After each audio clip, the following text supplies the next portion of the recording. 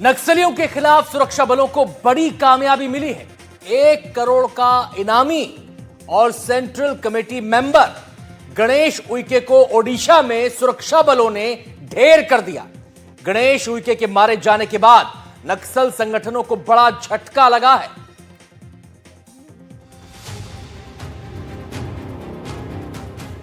जैसे मार्च 2026 की वो तारीख यानी 31 मार्च नजदीक आ रही है, नक्सलवाद का एक एक कील पुलिस उखाड़ रही है।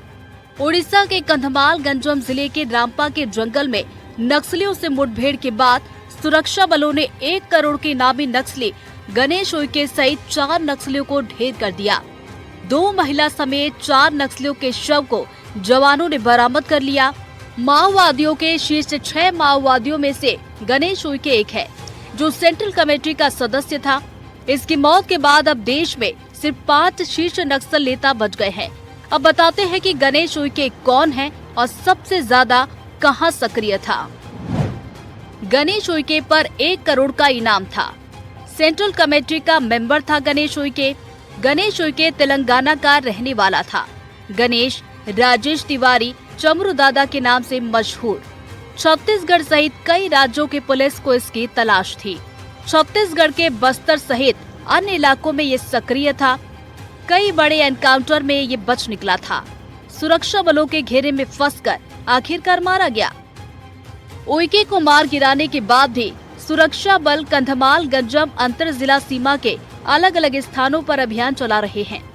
हाल के दिनों में उड़ीसा में माओवादियों के खिलाफ ये सबसे बड़े अभियानों में से एक है। उड़ीसा स्टेट कमेटी का इंचार्ज सीसी मेंबर था, मूलतः तेलंगाना का रहने वाला, जिसने नाम परिवर्तित करके रखा है अपना गणेश उइके। आज वो न्यूट्रलाइज हुआ है। इस तरीके से कुल मिलाकर के इस वर्ष 5 पोलित ब्यूरो और सीसी मेंबर ने पुनर्वास किया है। ऐसे ही 11 पोलित ब्यूरो और सीसी मेंबर न्यूट्रलाइज हुए हैं।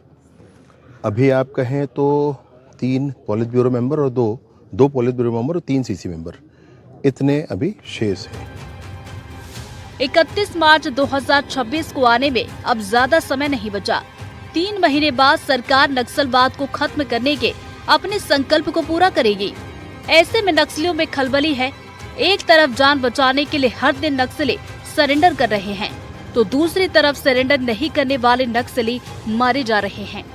उइके का ढेर होना उन बचे हुए नक्सलियों को संदेश है कि हथियार डाले, नहीं तो उइके जैसा हाल होने में देर नहीं लगेगी। एनडीटीवी के लिए बस्तर से सलीम की रिपोर्ट।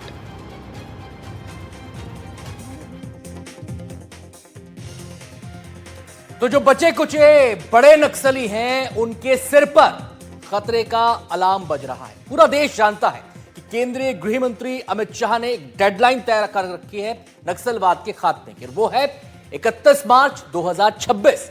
लेकिन जिस तरीके से या तो नक्सली ढेर हो रहे हैं या फिर समर्पण कर रहे हैं, उससे ऐसा लगता है कि डेडलाइन से पहले ही नक्सलियों का खात्मा तय है। और ये बात हम हवा में यूं ही नहीं कह रहे, आंकड़े इसकी गवाही दे रहे हैं। अब मैं आपको आंकड़े ही दिखाने जा रहा हूं, ग्राफिक्स के जरिए बताने जा रहा हूं कैसे कैसे लगातार नक्सली ढेर होते चले गए।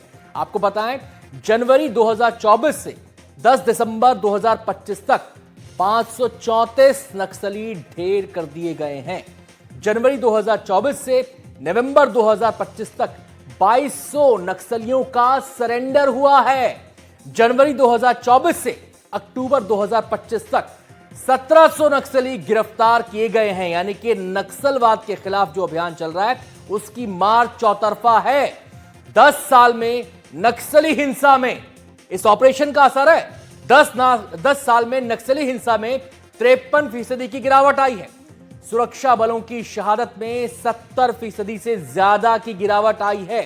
प्रभावित जो क्षेत्र है वो 18,000 स्क्वायर किलोमीटर से घटकर केवल 4200 स्क्वायर किलोमीटर रह गया है। तो ये तो हुई बात कि नक्सलियों का दायरा कैसे सिकुड़ रहा है और कैसे नक्सली एक के बाद एक ढेर हो रहे हैं और कैसे नक्सली एक के बाद एक बड़ी संख्या में सरेंडर कर रहे हैं। पूरा आंकड़ा हमने आपके सामने रख दिया। अब हम आपको बताने जा रहे हैं कि इस साल कौन कौन से टॉप नक्सली कब ढेर कर दिए गए।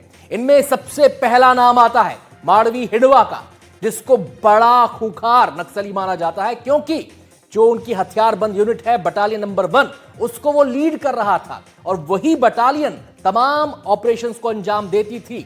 उसके बाद नाम आता है बसवा राजू का, जयराम उर्फ चलपति, सब इस लिस्ट में शामिल हैं। सुधाकर, भास्कर, रेणुका, गर्जला रवि, राजे, मधु उर्फ जंग, और अब जो खबर आई वो आई गणेश उइके की, जिस पर 1 करोड़ का इनाम था, वो भी ढेर हो गया, उसे भी खल्लास कर दिया गया। मध्य प्रदेश में अब हम अगली खबर का यहां पर रुख करने जा रहे हैं।